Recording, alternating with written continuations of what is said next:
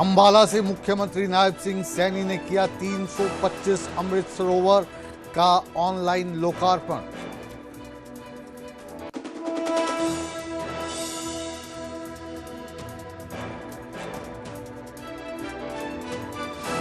अंबाला में बोरवेल में गिरे बच्चे की मौत का कारण बना चोट और डूबने से हुई मृत्यु। पोस्टमार्टम के बाद मासूम का हुआ अंतिम संस्कार। हरियाणा में बैंक घोटाला मामले में एक और आईपीएस अधिकारी प्रदीप डागर गिरफ्तार। सीबीआई ने 2 दिन के रिमांड पर भेजा। घोटाले में सीधी भूमिका के हैं आरोप। हरियाणा के आईपीएस अधिकारी दीपक अहलावत को सीबीआई ने किया गिरफ्तार। नकली दवा रैकेट मामले में रिश्वतखोरी के आरोप। 5,000 करोड़ रुपए से जुड़ा है मामला।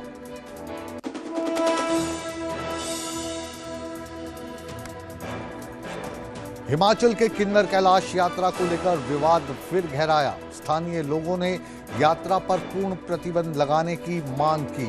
डीसी से मुलाकात करके सौंपा ज्ञापन। हरियाणा हिमाचल में मॉनसून की दस्तक। हरियाणा के कई जिले में बरसे बादल। लाहौल स्पीति में फटा बादल।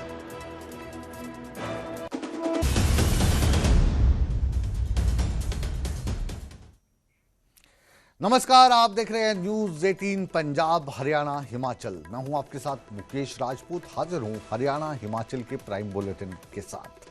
बुलेटिन की शुरुआत आज हम करेंगे हरियाणा के मुख्यमंत्री से। हरियाणा के मुख्यमंत्री ने जल भूमि को और जल को प्राथमिकता देने के लिए 325 अमृत सरोवरों को ऑनलाइन लोकार्पण करके जनता के हवाले कर दिया है। अंबाला जिला के नारायणगढ़ में आयोजित इस राज्य स्तरीय कार्यक्रम में मुख्यमंत्री ने कहा कि अमृत सरोवर योजना जल संरक्षण और भूजल स्तर को सुधार करने के लिए पर्यावरण संरक्षण को अच्छा बनाए रखने के लिए ये एक महत्वपूर्ण कदम है। इससे कई जिलों को लाभ पहुंचेगा। सरकार इस उद्देश्य से ग्रामीण क्षेत्रों में इस तरीके के जल स्रोतों को और ज्यादा संगठित करने के प्रयास कर रही है। सरोवरों का भी आज उद्घाटन किया गया है। प्रदेश की जनता को आज वो समर्पित किए गए हैं। साथियों, ये केवल ये परियोजना का उद्घाटन नहीं है।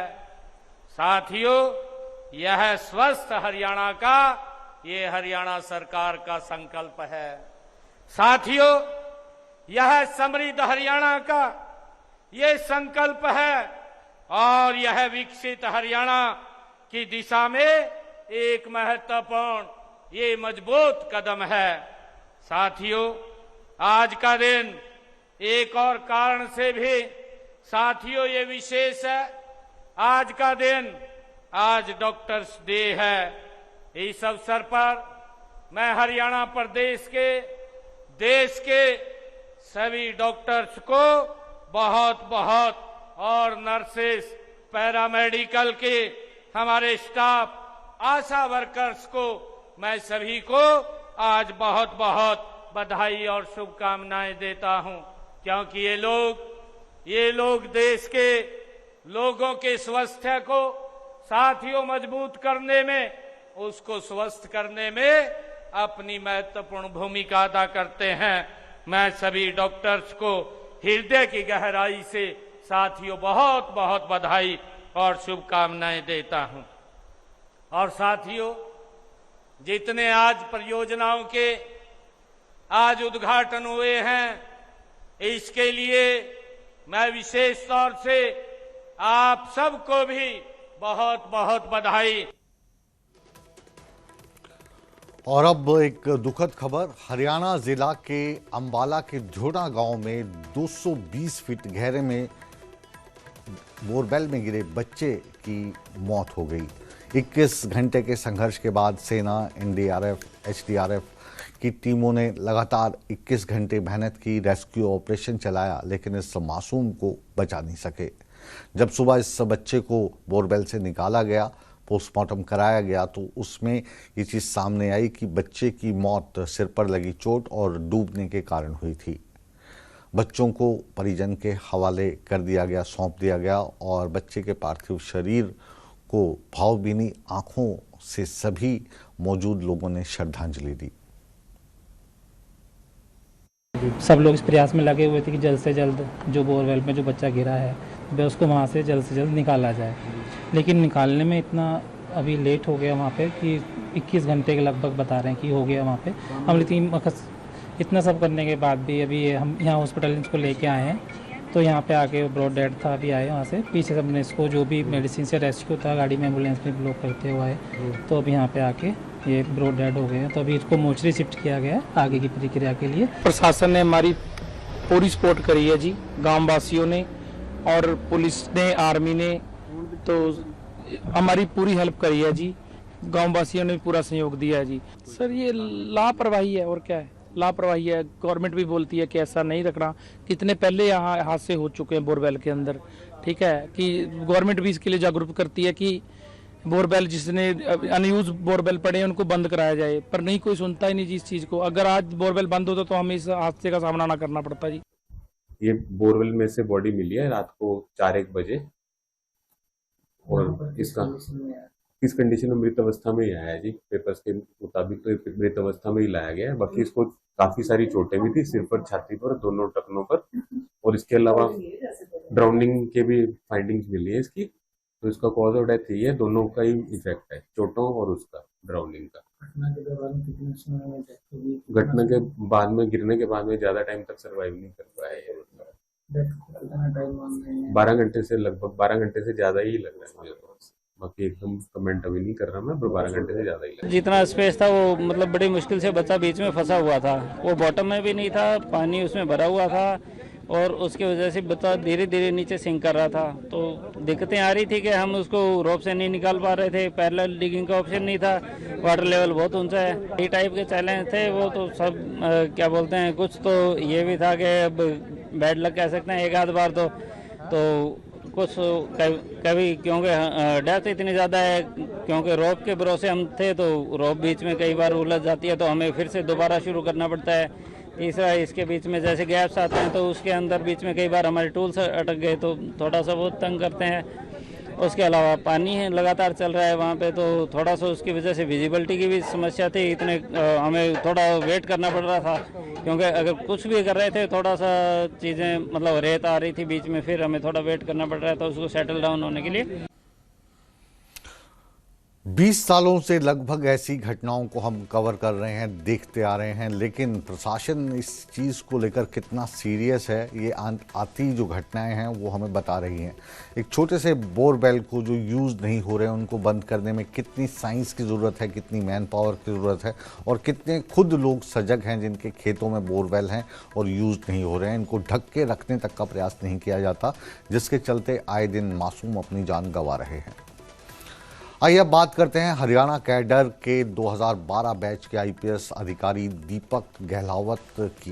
दीपक गहलावत को सीबीआई ने रिश्वतखोरी के आरोप में गिरफ्तार कर लिया है। ये मामला पांडुचेरी से जुड़े कथित 5,000 करोड़ रुपए की नकली दवा रैकेट से जुड़ा बताया जा रहा है।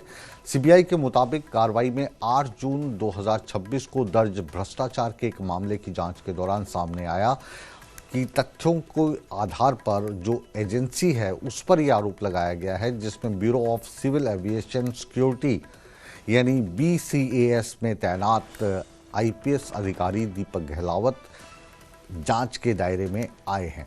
इन पर आरोप है कि ये व्यक्तियों को राहत दिलाने के लिए जांच को प्रभावित करने के नाम पर अपने प्रभाव का इस्तेमाल कर रहे थे और दावा कर रहे थे कि अवैध रिश्वत से ये पूरा का पूरा जो केस है वो सुलझ जाएगा। पहले दिल्ली पुलिस के एक इंस्पेक्टर को और 2 जो निजी व्यक्ति थे इनके खिलाफ मामला दर्ज किया जा चुका है और अब आईपीएस अधिकारी इस जांच की आंच में शामिल पाए गए हैं। तो आजकल आईपीएस और आईएएस घोटाले में शामिल हैं और ये जो आईपीएस हैं इनका संबंध हरियाणा से है और हरियाणा कैडर के बताए जा रहे हैं। 5,000 करोड़ की नकली दवाइयों का जो रैकेट है उसमें ये मदद करना चाह रहे थे। अपना प्रभाव इस्तेमाल करके जो दवा कंपनी है उसको फ़ायदा पहुंचाने की कोशिश कर रहे थे। लेकिन कहते हैं ना कि झूठ के पाँव नहीं होते और कानून के हाथ लंबे होते हैं। तो खुद अब ये जांच के दायरे में आ चुके हैं, गिरफ्तार हो चुके हैं। देखना ये होगा कि ये 5 करोड़ रुपए का जो दवाई का घपला है इसमें और कौन कौन लोग शामिल हैं, इसकी भी अब जांच की जा रही है। शंकर आनंद इस वक्त दिल्ली से हमारे साथ लाइव हैं। शंकर, पूरा मसला क्या है और किस तरीके से पकड़ में आई ये आईपीएस साहब? देखिए, ये जो मामला है, ये मामला सामने आया था 8 जून को, जब दिल्ली पुलिस का एक इंस्पेक्टर प्रदीप कुमार को केंद्रीय जांच एजेंसी सीबीआई के द्वारा गिरफ्तार किया गया था। तो उस वक्त में ये मामला काफी चर्चा का केंद्र बना था। उस वक्त में ये पता चला था कि पुडुचेरी का एक 5,000 करोड़ का स्कैम है, जो एक फर्जी दवा जो है उससे जुड़ा हुआ ये स्कैम था। तो इसी मामले की जांच पड़ताल जब की जा रही थी तो उसी वक्त में दिल्ली पुलिस के एक इंस्पेक्टर का नाम सामने आया था। और दिल्ली पुलिस का इंस्पेक्टर का नाम इस लिहाज से सामने आया था कि वो पुडुचेरी में पुलिस के द्वारा जो इन्वेस्टिगेशन किया जा रहा था इस पूरे स्कैम को, तो वहां पे कहा गया था, इस पुलिस वाले के द्वारा कहा गया था कि मैं इस मामले को निपटा दूंगा, इस मामले पर जो भी एक मांडवाली होना है वो करवा देंगे। तो इस मामले पर शुरुआती तौर पर 8 जून को सबसे पहले प्रदीप कुमार की गिरफ्तारी होती है इंस्पेक्टर की। जब उसी से जुड़ा हुआ जब इन्वेस्टिगेशन का दायरा आगे बढ़ाया जाता है, उसके बाद कई ऐसे आईपीएस अधिकारियोयों का नाम सामने आता है जिसकी भूमिका इस मामले पर संदिग्ध लग रही थी। इसी मामले पर कार्रवाई करते हुए आज जिस तरह से बकायदा आईपीएस अधिकारी को गिरफ्तार किया गया है, यह साल 2012 के हरियाणा कैडर के अधिकारी हैं और जिस तरह से इनकी भूमिका है, इनकी भूमिका बेहद महत्वपूर्ण थी और पूरे इस मामले में इनकी भूमिका को देखते हुए इनको गिरफ्तार किया गया है। हालांकि इस मामले में इन्वेस्टिगेशन का दायरा आगे बढ़ाया गया है और इन्वेस्टिगेशन का दायरा आगे बढ़ाने के बाद अब कई लोगों से इस मामले में पूछताछ की जाएगी और कहा जा सकता है कि आने वाले दिनों में कई लोगों की जो मुश्किलें हैं और ज्यादा बढ़ सकती हैं। हालांकि अभी शुरुआती तौर पे देखा जाए तो अभी इस मामले में एक आईपीएस की गिरफ्तारी हुई है, लेकिन कई ऐसे आईएएस अधिकारी भी हैं, वो भी अभी जांच के रडार पे हैं और जल्दी उनकी भी गिरफ्तारी हो सकती है। जी, बहुत बहुत शुक्रिया शंकर आनंद जी इस तमाम जानकारी के लिए। आप लगातार इस खबर पर नज़र बना के रखें और आगे भी अगर कुछ सफ़ेद पोश इस जांच के दायरे में आते हैं तो वो भी नेटवर्क 18 तक इस जांच को किस तरीके से आगे चलाया जा रहा है और क्या और घपले इसमें हो सकते हैं, हमें अपडेट करते रहें। बहुत बहुत शुक्रिया शंकर आनंद। और अब आईपीएस के बाद हम बात करने जा रहे हैं आईएएस अधिकारी की। हर माँ बाप का सपना होता है कि उसका बच्चा बड़ा होकर आईएएस बने, आईपीएस बने, आईएफएस बने, लेकिन ये लोग जब घोटाला करते हैं और ऐसी पोस्ट पे बैठ के घोटाला करते हैं जिन पर हमें विश्वास है, तो सच मानिए कि विश्वास करने का मन नहीं करता। अगली खबर भी इसी से मिलती जुलती है। हरियाणा के चर्चित आईडीएफसी बैंक और first AU small bank finance को लेकर जो घपला हुआ है वो घपला 661 करोड़ का है और इस कथित कांड घोटाले में सीबीआई ने बड़ी कार्रवाई करते हुए आज एक बार और एक आईएएस ऑफिसर को गिरफ्तार कर लिया है। इनको सरकार ने निलंबित कर दिया था और इस आईएएस अधिकारी का नाम है कुलदीप कुमार डागर।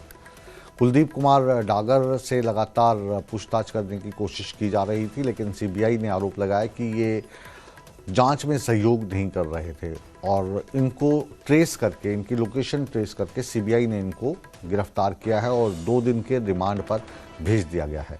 बड़ा मामला है, अब तक 3 आईएएस ऑफिसर हरियाणा के इसमें गिरफ्तार हो चुके हैं।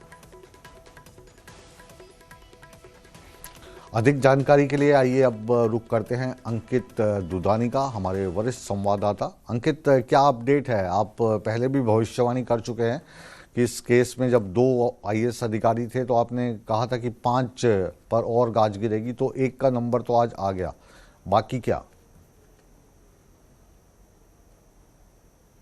बिल्कुल, लगातार जिस तरह से गहनता से जांच हो रही है और सीबीआई जब जांच कर रही है तो उसके बाद एक के बाद एक आईएएस की गिरफ्तारी हो रही है। अभी तक अब अगर बात की जाए तो 3 आईएएस की गिरफ्तारी हो चुकी है। उसके अंदर आरके सिंह का नाम है, उसके अंदर पंकज अग्रवाल का नाम है और अब एक नाम और जुड़ गया है प्रदीप डागर का।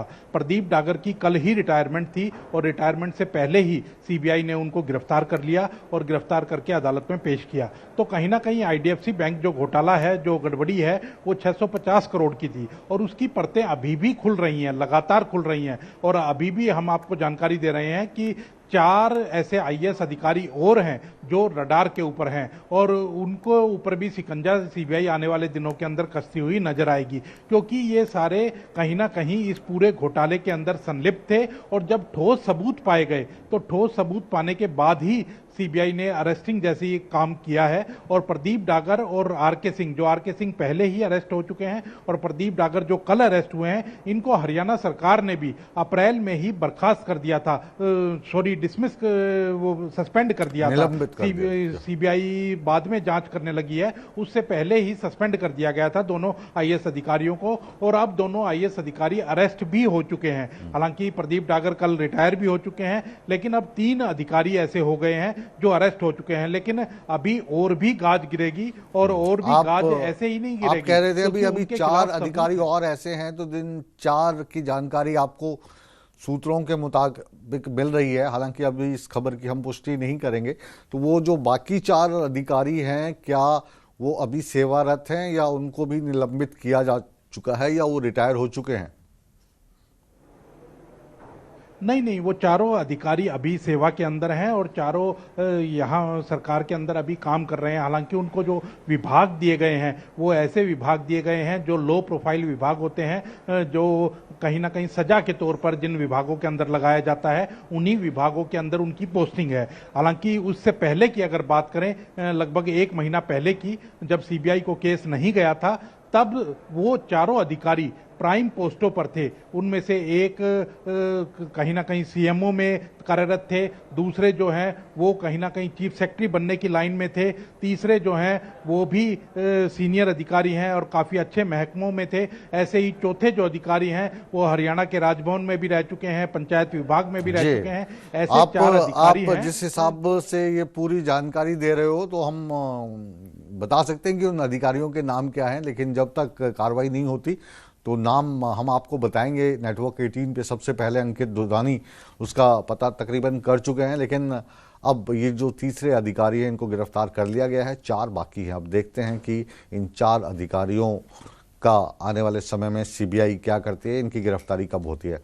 अंकित, इस खबर पर नज़र बना के रखें और जो भी भ्रष्ट अधिकारी हैं उनका पर्दाफाश आप हमेशा की तरह जल्द से जल्द करते रहें। बहुत बहुत शुक्रिया आपका। और आइए अब बुलेटिन में रुख करते हैं हिमाचल प्रदेश का। हिमाचल प्रदेश के कुल्लू के क्षेत्रीय अस्पताल आज भी सुर्खियों में है। कल जब हमने खबर दिखाई थी तो यहाँ पे विरोध प्रदर्शन चल रहा था। एक प्रसूता की यहाँ पर मौत हो गई और उसके लेकर जो उनके परिजन हैं, गांव वाले हैं, आसपास के लोग हैं, वो डॉक्टर और नर्सेज को इसका जिम्मेदार बता रहे थे। और इस मोर्चे को जब देखा काफ़ी भीड़ भाड़ है तो ओपोजिशन के leader of opposition Jairam Thakur, पूर्व मुख्यमंत्री, भी यहाँ पर पहुँचे थे और उन्होंने भी इस पूरे जो धरना प्रदर्शन चल रहा था उसको लीड किया था। हमने उनको लाइव कल आपके साथ जोड़ा था। आज लेकिन थोड़ा सा मामले में ट्विस्ट आ गया है। ट्विस्ट ये है कि अब जो डॉक्टर्स हैं और जो नर्सिंग स्टाफ हैं उन्होंने भी मोर्चा खोल दिया है। उन्होंने आरोप लगाया है कि ये लोग यहाँ पे जो मोर्चा निकाल रहे हैं, प्रदर्शन कर रहे हैं, ये हमारे साथ बदतमीज़ी कर रहे हैं, हमारी जो फ़ोटोज़ हैं वो सोशल मीडिया पर डाल रहे हैं,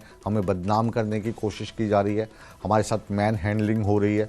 तो अब एक तरफ वो लोग हैं जो मरीज़ की मौत के बाद प्रदर्शन कर रहे थे और अस्पताल प्रशासन डॉक्टर्स और नर्सेज के खिलाफ नारेबाजी कर रहे थे। अब जो दूसरा जो प्रदर्शन है वो डॉक्टर्स और नर्सेज कर रहे हैं।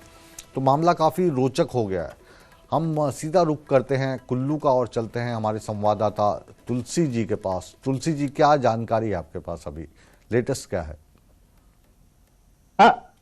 बिल्कुल, देखिए जिस तरह से पिछले 2 दिन जो है क्षेत्रीय अस्पताल कुल्लू में जो 21 जून को प्रसूता महिला मंजू शर्मा की मौत हुई थी, उस मामले में जिस तरह से 2 दिनों तक यहाँ पर परिजनों के साथ जो स्थानीय लोग थे वो धरने प्रदर्शन पर बैठ रहे थे और उसमें उनकी ये मांग थी कि जिस डॉक्टर पर उन्होंने लापरवाही का आरोप लगाया उसके खिलाफ जो है वो सस्पेंशन ऑर्डर की मांग कर रहे थे। लेकिन पिछले कल जो है जिस तरह से सरकार की तरफ से स्वास्थ्य सचिव की तरफ से जो सस्पेंशन लेटर जो है वो डॉक्टर अनु बेबी के हुए हैं, उसके बाद जो 2 नर्सेज थी उनको भी सस्पेंशन ऑर्डर जो है वो आज एक नर्स के सस्पेंशन ऑर्डर जारी हुए। तो कुल मिलाकर उसके बाद ये जो धरना प्रदर्शन है ये कल शाम को जो है वो जो परिजन थे, जो आम जनता थे, उन्होंने जो है वो समाप्त कर दिया था। लेकिन आज जिस तरह से जो Himachal Pradesh medical officer association और इंडियन मेडिकल ऑफिसर एसोसिएशन के जो पदाधिकारी है, जो डॉक्टर है, नर्सेज है और जो अन्य जो स्वास्थ्य कर्मचारी है, उनकी तरफ से आज जो है वो एक मार्च निकाला गया और जिला प्रशासन एडीएम कुल्लू अश्वनी कुमार के माध्यम से मुख्यमंत्री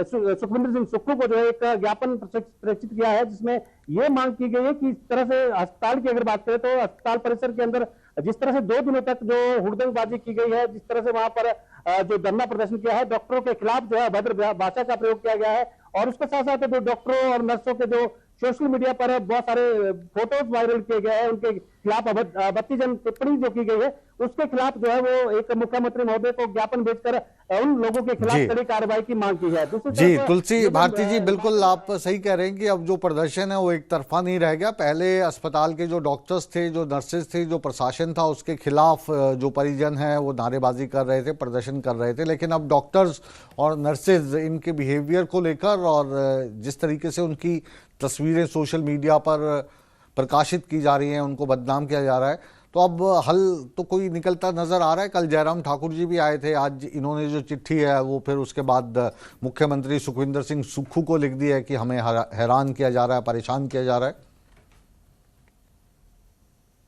देखिए जी, बिल्कुल इस मामले में अगर बात करें तो अब जो है जहां डॉक्टर अनु बेबी की बात करें या फिर 2 स्टाफ नर्स की बात करें तो उनको जो फिलहाल सस्पेंशन ऑर्डर जारी किए गए। इस मामले में जिला प्रशासन की तरफ से एक जो मैजिस्ट्रेट इंक्वायरी भी की जा रही है, जिसकी रिपोर्ट 7 दिनों के अंदर आएगी और उसके लिए मेडिकल अफसर को तैनात किया गया है। इसके साथ साथ उसमें जो सदस्य है वो डीएसपी कुल्लू है और इसके साथ साथ सीएमओ कुल्लू भी उस जो मैजिस्ट्रेट जांच की जा रही है उसमें जो है वो तैनात है और ये भी कहा गया है कि 1 हफ्ते के भीतर जो है वो मैजिस्ट्रेट इंक्वायरी की जाएगी। उसके अलावा इससे पहले जो विभागीय जांच की गई है उसमें भी जो है विभागीय जांच की गई है। जिस प्रकार से डॉक्टर मेडिकल एसोसिएशन के द्वारा आज जो ये भी आरोप लगाया गया कि हजारों की संख्या में जब अस्पताल परिसर के अंदर जो लोग आए हैं, धरना प्रदर्शन किया है और जिस प्रकार से उन लोगों ने हुड़दंगबाजी की है और उसके साथ साथ सीएमओ और एमएस पर जो दबाव डाला गया है कि वो लिखित में जो है वो अपनी जो लापरवाही है या जो अपनी गलतियां माने, उस पर भी उन्होंने ये कहा है डॉक्टर मेडिकल एसोसिएशन ने कि इस तरह का जो प्रयास किया गया है, जो ड्रामे धमकाने का प्रयास किया गया है, ये जो प्रथा शुरू हुई है ये कहीं ना कहीं ठीक नहीं है। हालांकि ये डॉक्टर ने ये भी कहा है कि हालांकि अगर किसी से कोई गलती हुई है तो उसके लिए कानूनी जो प्रावधान है उसकी तरफ जो है वो कानूनी कार्रवाई की जानी चाहिए। इस मामले में डॉक्टर एसोसिएशन के द्वारा भी ये कहा गया है। लेकिन जिस तरह से अस्पताल परिसर में जो 2 दिनों तक हुड़दंगबाजी की गई है, जिस तरह से हजारों की संख्या में वहां पर डॉक्टर और नर्सों के खिलाफ अभद्र भाषा का प्रयोग किया गया है, सीएमओ और एमएस पर जो दबाव डाला गया है, फोर्सफुली जो वहां पर माफीनामा लिखाया गया है, उस मामले में भी जो है उन्होंने ये मांग की है कि इस तरह की जो चीजें हुई है, जिन लोगों के द्वारा ये प्रदर्शन किया गया है, इस मामले में डॉक्टर का ये भी कहना है कि जो जांच हो रही है उसमें जो है वो जांच की जा रही है, लेकिन जिस तरह की चीजें वो अस्पताल परिसर में जो हुड़दंगबाजी हुई है और डॉक्टरों को जो बदनाम किया जा रहा है और वो जो है गलत है, उसके खिलाफ जो है वो कार्रवाई की मांग जो है वो डॉक्टर मेडिकल एसोसिएशन के द्वारा किया गया है। उन्होंने ये भी कहा है कि जी तुलसी भारती जी, इस तमाम जानकारी के लिए आपका शुक्रिया। और अब जो ये प्रदर्शन है वो एक तरफा नहीं बल्कि 2 तरफा हो गया है, इस पर आप नज़र बना के रखें और आने वाले समय पर स्टाफ पे क्या कार्रवाई होती है और जो आरोप डॉक्टर और नर्सिंग स्टाफ, पैरामेडिकल स्टाफ लगा रहा है उस पर क्या कार्रवाई होती है, ये खबर हम तक आप पहुंचाते रहें। बात हिमाचल की ही हम आगे करने जा रहे हैं। हिमाचल प्रदेश की किन्नर कैलाश की यात्रा के विषय में आप सबने सुना होगा, लेकिन किन्नर कैलाश की यात्रा को लेकर अब विवाद जो है गहराता जा रहा है। किन्नर कैलाश यात्रा को जिला प्रबंधन द्वारा अस्थायी रूप से स्थगित किए जाने के बाद अब जो यहाँ के स्थानीय लोग हैं वो इस पर पूर्ण तौर से प्रतिबंध चाहते हैं। इस चीज़ को लेकर ये जो लोग हैं, लोकल वहाँ के किन्नौर के जो लोग हैं, ये वहाँ के डीसी से मिले। डीसी अमित कुमार शर्मा से मुलाकात करने के बाद उन्होंने एक ज्ञापन सौंपा और कहा कि किन्नर कैलाश की यात्रा पूरे तरीके से बंद कर दी जाए। लोगों ने तर्क दिया है कि देवी देवताओं और देव आदेश के माध्यम से ये यात्रा पूर्ण रूप से बंद करने की मांग की है।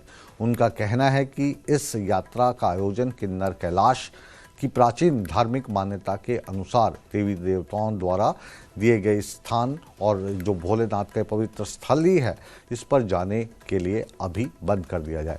जो इस चीज़ को नहीं समझते हैं उनको हम समझाने की कोशिश करेंगे कि हिमाचल प्रदेश के जो गांव हैं वहाँ पर जो उनके लोकल देवता होते हैं, हर चीज़ उनसे पूछ के की जाती है। और जब वहाँ के स्थानीय लोगों ने किन्नर कैलाश की यात्रा को लेकर गुर के थ्रू देवों से बातचीत की, जैसे कि उनकी पुरानी मान्यता है, तो उन्होंने फिलहाल इस यात्रा को रोकने के लिए कहा है।